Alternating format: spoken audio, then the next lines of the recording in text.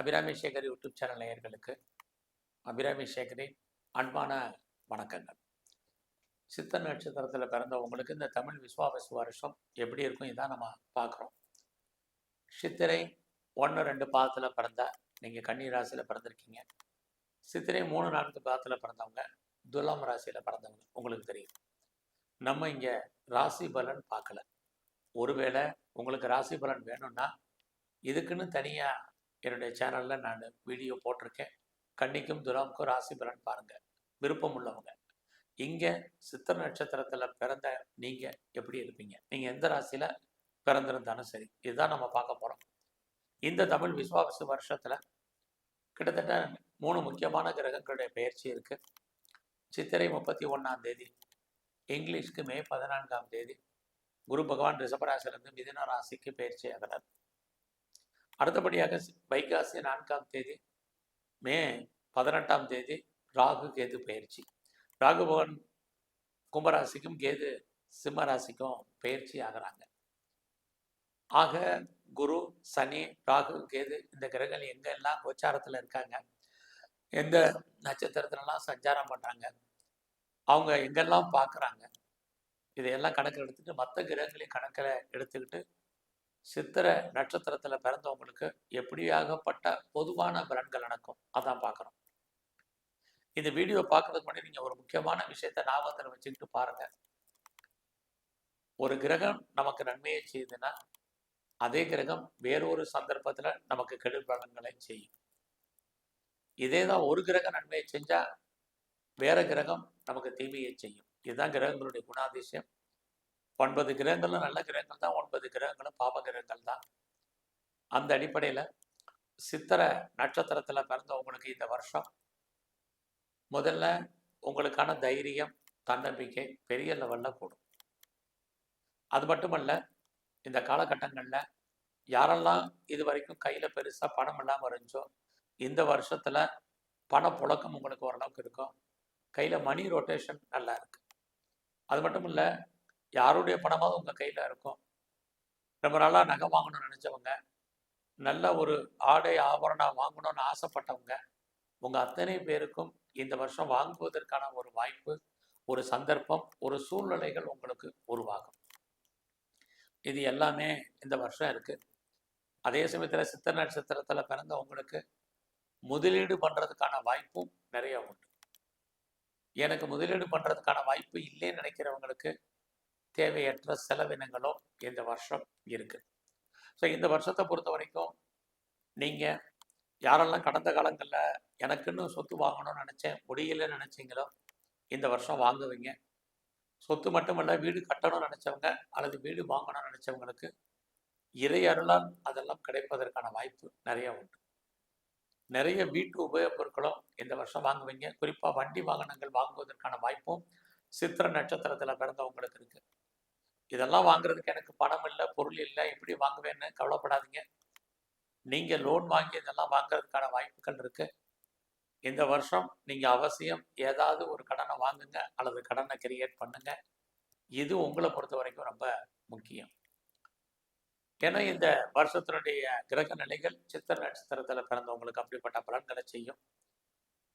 இந்த காலங்களில் நான் பெரிய லெவலில் ப்ரொடக்ஷன் சைடில் இருக்கிறேன் அப்படிங்கிறவங்களுக்கு உங்களுடைய உற்பத்திக்கு தந்தால் நல்ல சேல்ஸ் வருமானம் இருக்குது. நான் மேனுஃபேக்சரிங் லைனில் இருக்கிறேன், எனக்கு எப்படி இருக்குங்கிறவங்களுக்கும் பரவாயில்ல. ஆக அத்தனை பேருக்கும் இந்த வருஷத்தில் பரவாயில்ல. இந்த வருஷத்தில் மெயினாக பார்த்தீங்கன்னா நீங்கள் உங்களுடைய சொந்த விஷயத்தை பொறுத்த வரைக்கும் தனிப்பட்ட அந்தரங்க வாழ்க்கையை யாருக்கிட்டையும் பெரிய லெவலில் டிஸ்கஸ் பண்ணாதீங்க அல்லது சொல்லாதீங்க. இது பின்னாடி உங்களுக்கு பிரச்சனையும் உண்டு பண்ணும். அது மட்டுமல்ல, நீங்கள் இந்த காலங்களில் எந்த வேலை பார்த்தாலும் சரி அல்லது எந்த பிஸ்னஸ் பண்ணாலும் சரி அதை மகிழ்ச்சியாகவும் சந்தோஷகரமாகவும் பண்ணுங்க.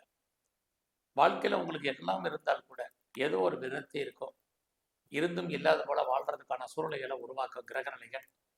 அதை நீங்கள் இப்பயே நான் முன்கூட்டியே சொல்கிறேன். இதையெல்லாம் தெரிஞ்சு நீங்கள் மகிழ்ச்சியாக உங்கள் வாழ்க்கையை அமைக்கிறதுக்கு பாருங்கள்.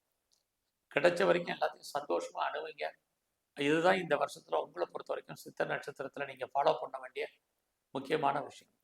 இந்த வருஷத்தில் உங்களுடைய ப்ரொஃபஷன் எப்படி இருக்குது, குறிப்பாக உங்களுடைய ஜாப், உங்களுடைய கரியர் எப்படி இருக்குன்னு பார்க்குறோம். ரொம்ப நல்லா இருக்குது. யாரெல்லாம் வேலை தேடுறீங்களோ வேலை கிடைக்கும். யாரெல்லாம் வேலையில் இருக்கீங்களோ உங்களுக்கு ஏற்றம் முன்னேற்றம் இருக்கு. என்னுடைய வேலையில் நான் ப்ரொமோஷன் எதிர்பார்க்குறேன்னா கிடைக்கும். வேலையில் இன்னும் சேஞ்சஸ் எதிர்பார்க்குறேன் அப்படிங்கிறவங்களுக்கு பாசிபிலிட்டிஸ் இருக்குது. வேலையில் இன்க்ரிமெண்ட்டோ போனஸோ இன்சென்டிவோ கிடைக்குமான்னா கிடைக்கும். அது மட்டும் இல்லை, இந்த காலங்களில் வேலையில் எனக்கு என்னெல்லாம் நினைக்கிறேனோ அது அத்தனையும் கிடைக்குமான்னா கண்டிப்பாக கிடைப்பதற்கான வாய்ப்பு இருக்குது. வேலை மட்டுமல்ல, நான் பெரிய லெவலில் கேஸ் இருக்குது, வழக்கு இருக்குது, ஜெயிப்பேன்னா ஜெயிப்பீங்க. இன்டர்வியூ அட்டன் பண்ண செலக்ட் ஆகணும்னா செலக்ட் ஆவீங்க. காம்படிட்டிவ் எக்ஸாமினேஷன் எழுதியிருக்கேன், ரிசல்ட் வந்து எதிர்பார்த்துட்ருக்கேன், ரிசல்ட் வந்தால் பாஸ் பண்ணுவேன்னா பாஸ் பண்ணுவீங்க. இது அத்தனையுமே உங்களை பொறுத்த வரைக்கும் சித்த நட்சத்திரத்தை பொறுத்தவங்களுக்கு ஃபேவரபிளான விஷயங்கள்.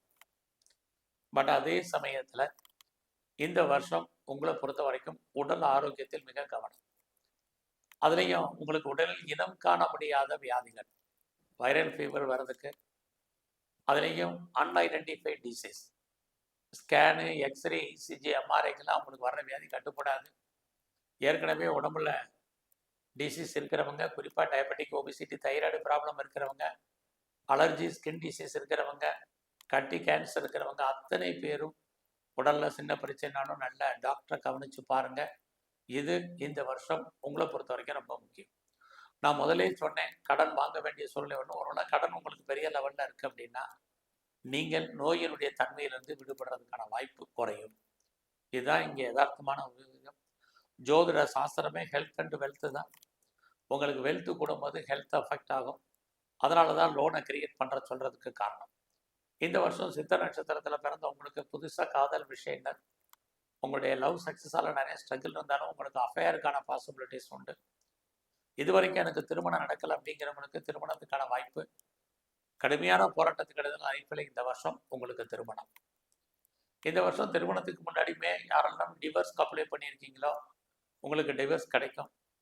அது மட்டும் இல்லை, உங்கள் லைஃப்பில் நான் பிஸ்னஸ் பண்ணுறேன் அப்படிங்கிறவங்களுக்கு பிஸ்னஸ் பரவாயில்லாமல் இருக்கும். நான் முதலே சொன்னேன், தொழில் தகராறு, தொழில் நிச்சயமற்ற தன்மை, தொழில் இல்லாமல் விட்டு விட்டு நடக்கும். நான் எக்ஸ்போர்ட் பண்ணுறேன், இம்போர்ட் பண்ணுறேன் அப்படிங்கிறவங்களுக்கு ஏற்றுமதி இறக்குமதியிலையும் பரவாயில்லாமல் உங்களுக்கு இருக்குது.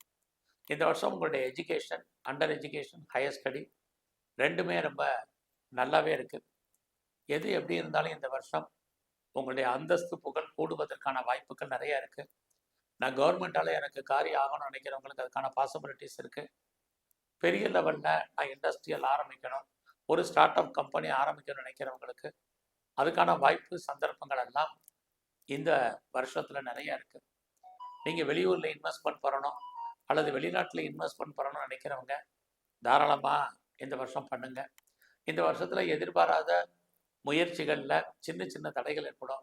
நீங்கள் பெரிய லெவலில் எஃபர்ட் எடுத்தால் மட்டும்தான் உங்கள் காரியத்தில் நீங்கள் பெருசாக ஜெயிப்பதற்கான வாய்ப்புகள் நிறைய உண்டு. இந்த வருஷத்தில் பெருசாக நீங்கள் ஷேர்ஸில் இன்வெஸ்ட்மெண்ட் பண்ணுறது சுமாரான பலன். ஆக விட்டதை பிடிக்கணும் பெருசாக ஆசைப்படாதீங்க. நார்மல் இன்வெஸ்ட்மெண்ட்டே உங்களுக்கு நல்ல ரிட்டர்ன்ஸாக கொடுக்கும்.